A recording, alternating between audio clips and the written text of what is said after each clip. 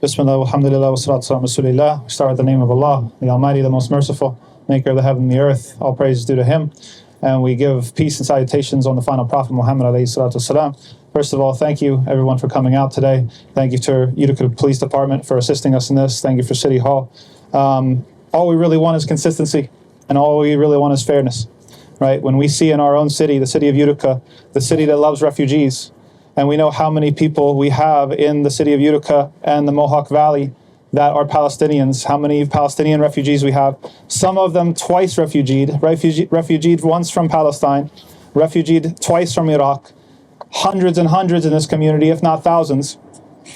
And then we see that the City Hall raises up the Israeli flag, and then we hear that Palestinian students are getting suspended from school because they're upset that teachers in their school, in the Utica City School District, are flying the flag of Israel in the classrooms.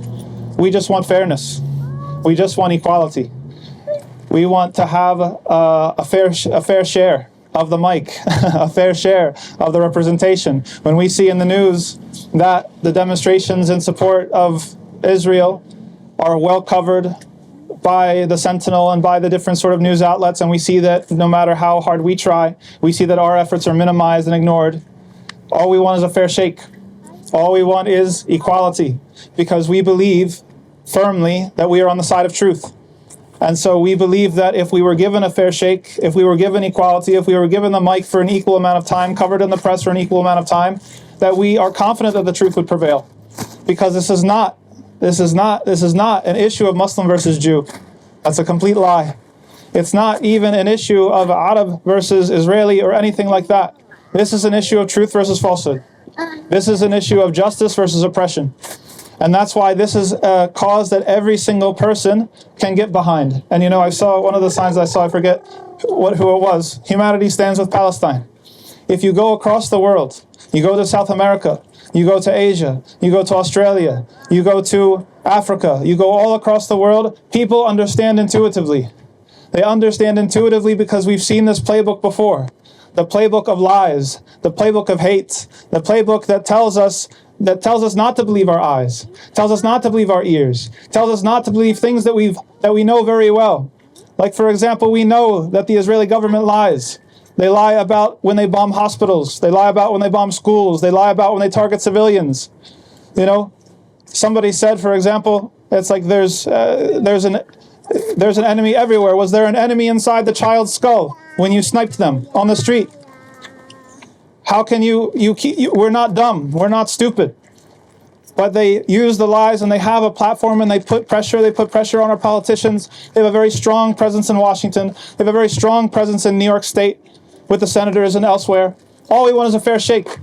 We bet on ourselves 100% of the time. If we had a fair opportunity to speak and a fair platform on which to show the world that we are 100% confident that people would come to the side of truth and the side of justice. So this is all that we want. We don't hate anybody. We just want justice. This is something that we see on CNN and on Fox News. We see active Israeli military personnel shouting their genocidal intentions, being extremely explicit with what they want to do. And people, like the news anchors and pundits, are trying to actually cover for them. No, you can't cover for them anymore. They've gotten in front of the camera and they've told everyone exactly what they want to do. They blame Gaza they blame all of Gaza. Every man, woman, and child in Gaza, they blame them.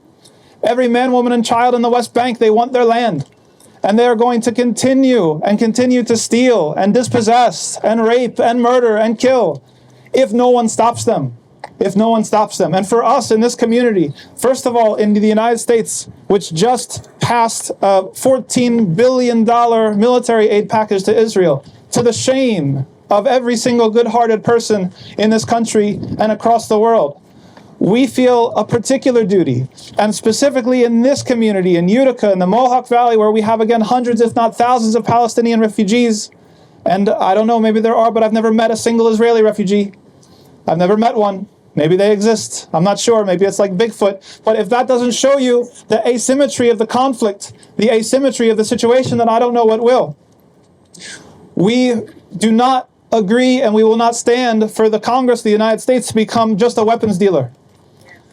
We will not stand to see our country captured by the interests of a foreign nation. that we don't have any control over. Right? We refuse to allow our supposedly elected representatives to hijack, to not be accountable to us, but to be more accountable to AIPAC and the Israeli lobby and other sort of interests that are pushing genocide. Right? They're going to write this history down. People are going to read this history one day. And we have an immense responsibility. We might be the most responsible people on the earth. The citizens of the United States and the people living in this place might be the most responsible people on the earth when it comes to ending this. So we have to come together. We have to unite. We have to be clear about what this is about. And we have to strive for justice. We tell Congress and we tell the government, not a penny more. Not 14 billion. We don't want it down to 13 billion. We don't want it down to 12 billion. Not a penny more. Stop being an arms dealer for foreign nations. George Washington, he said something that we cannot have such a thing as an ally that's a permanent ally that just gets blank checks. I'm paraphrasing, obviously, but look at what the situation is.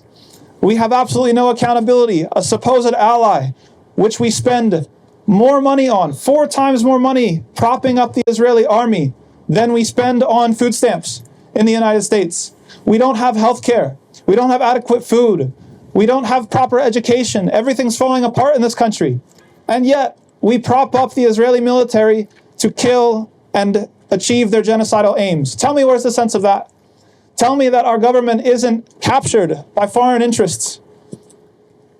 So we're here today as just a small cell, part of a larger organism. And that organism is sweeping across the world to fight for justice, to stand up and to be counted and to not be silenced, because we've seen this movie before. We've seen the intimidation tactics and the 4 students that were suspended from the Utica City School District. This is one of the scare tactics. To be quiet, to be silenced, to not speak up. We won't be quiet. We're not going to be silent. We're not going to be intimidated. If some of us have to lose our jobs, okay, we'll lose our jobs. We'll take it. That's the price that we have to pay. Wallahi, if that's the price that we have to pay to set Palestine free, we'll pay it. No problem. If we have to be spat on, if we have to be beat up, we remember not too long ago, this country had to go through this when it came to the rights of African Americans. We saw the African Americans at the lunch counters and getting the hoses turned on them and the dogs sicked on them and getting beat up by the police. If that has to be us, then we're ready. If that has to be us, then we'll do it. We'd rather not, but if we have to do it, we will. If that's what it's going to take to stop the unaccountability and the blank checks and the sponsoring of genocide and murder, then we'll do it. And so we ask everybody to be brave. We ask everybody not to be intimidated. We ask everybody to come together and to understand that this is how community works. Every single person here, face to face, knowing that these are people who live in the community. We could have walked here if we wanted to. We live right down the street. Everybody here, the police officer here, we're all part of the same community. And so we have an accountability towards each other. It's not about the foreign interests that come from half a world away that are paying lobbyists in Washington, D.C. to get Chuck Schumer or the other representatives to do what they want. This is about community. And if we don't stand up for our community, nobody else will. And if we don't stand up to end this and to stop the state support of terrorism, which is what the Israeli government is doing, it's terrorism and genocide, then no one else will.